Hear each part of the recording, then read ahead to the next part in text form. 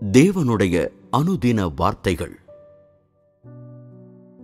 இதற்கு முன்பு தேவன் பரலோகத்தில் வீற்றிருந்தபோது மனுஷன் தேவனை வஞ்சிக்கும் விதத்தில் செயல்பட்டான்.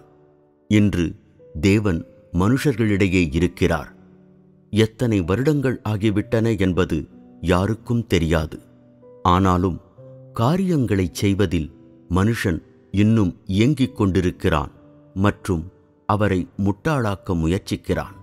மனுஷன் தன் சிந்தனையில் மிகவும் பின்தங்கியவன் அல்லவா?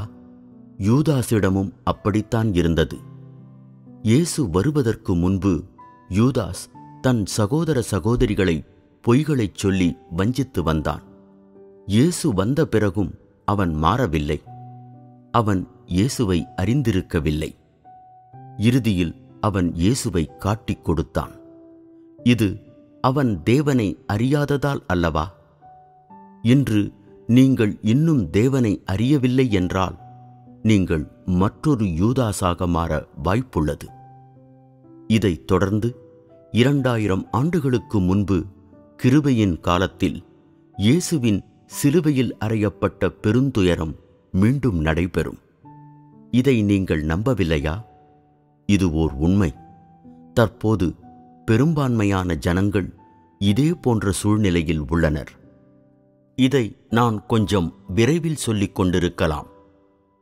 அத்தகையவர்கள் அனைவரும் யூதாஸின் பாத்திரத்தை ஏற்று நடிக்கின்றனர்.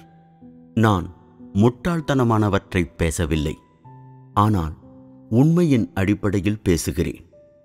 உங்களால் முடியாது, ஆனால் ஏற்றுக்கொள்ள வேண்டும். ஆயினும் பலர் மனத்தாழ்மையாக இருப்பதாக பாசாங்கு செய்தாலும் அவர்களின் இருதயங்களில் பயனற்ற நீர் திரண்டிருக்கும். அது துர்நாற்றம் வீசும் நீரைத் தவிர வேறு எதுவும் இல்லை.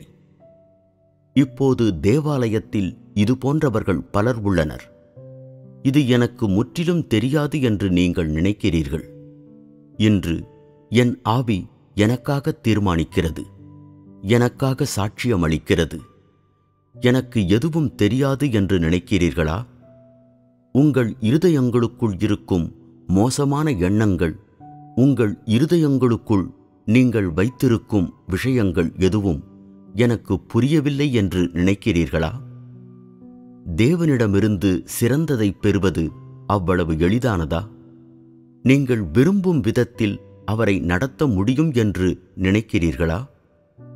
கடந்த காலத்தில் நீங்கள் கட்டுப்படுத்தப்படாமல் இருக்க நான் கவலைப்பட்டேன்.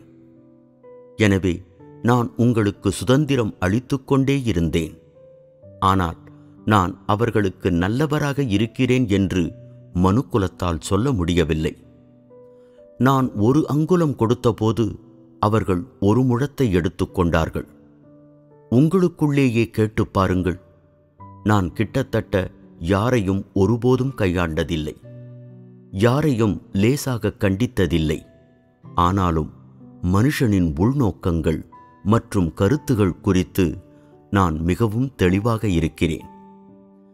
தேவனை குறித்து சாட்சியம் அளிக்கும் தேவன் ஒரு முட்டாள் என்று நீங்கள் நினைக்கிறீர்களா? அந்த விஷயத்தில் நீங்கள் பெரிய குருடர் என்று நான் சொல்கிறேன். நான் உங்களை அம்பலப்படுத்த மாட்டேன். ஆனால் நீங்கள் எவ்வளவு துன்மார்க்கம் நிறைந்தவராவீர்கள் என்று பார்ப்போம்.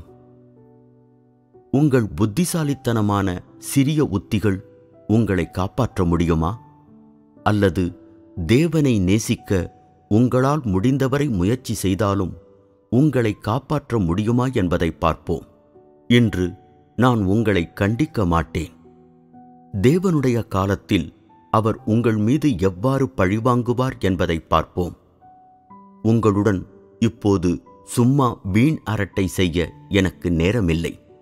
மேலும் எனது பெரிய ஊழியத்தை உங்கள் நிமித்தம் தாமதப்படுத்த நான் விரும்பவில்லை. உங்களைப் போன்ற ஒரு புழுவை கையாள தேவன் நேரத்தை செலவிடுவதற்கு நீங்கள் தகுதியானவர் அல்ல. எனவே நீங்கள் எவ்வளவு நெறி தவறிப் போவீர்கள் என்பதை பார்ப்போம். இது போன்றவர்கள் தேவனை பற்றிய அறிவை சிறிதளவும் பின்பற்றுவதில்லை. அவர் மீது சிறிதளவும் அன்பு கொண்டிருக்கவில்லை. இன்னும் தேவன் அவர்களை நீதிமான்கள் என்று அழைக்க வேண்டும் என்று அவர்கள் விரும்புகிறார்கள். இது நகைச்சுவை அல்லவா? ஒரு சிறிய எண்ணிக்கையிலான ஜனங்கள் உண்மையில் நேர்மையானவர்கள் என்பதால் நான் தொடர்ந்து மனுஷனுக்கு வாழ்க்கை வழங்குவதில் மட்டுமே கவனம் செலுத்துவேன். இன்று நான் செய்து முடிக்க வேண்டியதை மட்டுமே நான் செய்து முடிப்பேன். ஆனால் எதிர்காலத்தில் ஒவ்வொரு நபருக்கும் அவர்கள் செய்ததை பொறுத்து நான் தகுந்த தண்டனையை கொண்டு வருவேன். நான் சொல்ல வேண்டிய அனைத்தையும் சொல்லிவிட்டேன். ஏனென்றால் இது துல்லியமாக நான் செய்யும் செயல். நான் செய்யக்கூடாததை அல்ல. நான் என்ன செய்ய வேண்டும் என்பதை மட்டுமே செய்கிறேன். ஆயினும் கூட நீங்கள் பிரதிபலிபலனாக அதிக நேரத்தை செலவிடுவீர்கள் என்று நான் நம்புகிறேன். தேவனை பற்றிய உங்கள் அறிவு எவ்வளவு உண்மை!